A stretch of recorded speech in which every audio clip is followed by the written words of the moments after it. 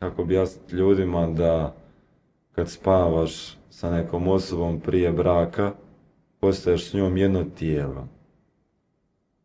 Tvoje dobre stvari, loše stvari dijeliš s tom osobom.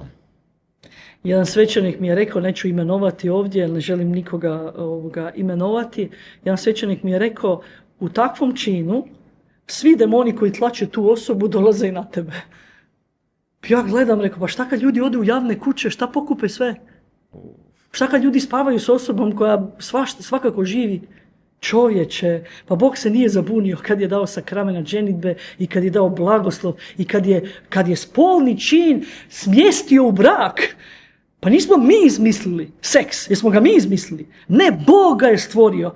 Bog ga je stvorio, ali on ga stavlja pod blagoslov i pod sakrament ženidbe, u vjernost ga stavlja. Stavlja ga u predanje za cijeli život jednoj osobi.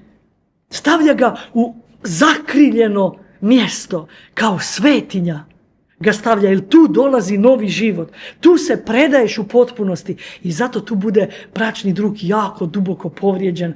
To budu toliko zgaženo, znači toliko razočarana srca. Znači ja imam iskustvo i sa muškima koje žene varaju i sa ženama koje muževi varaju. Znači tako duboko povrijeđeno, razočarano. A Gospodin kaže ne preziri ženu svoje mladosti. Bog ne želi znači nije se on zabunio. Pa ljudi, vratimo se na ono izvorno je, Bog zna kako nas je stvorio, za šta nas je stvorio i on nam daje smjernice ljubavi u svojim zapovjedima zato da nam pomogne da kročimo prema nebu.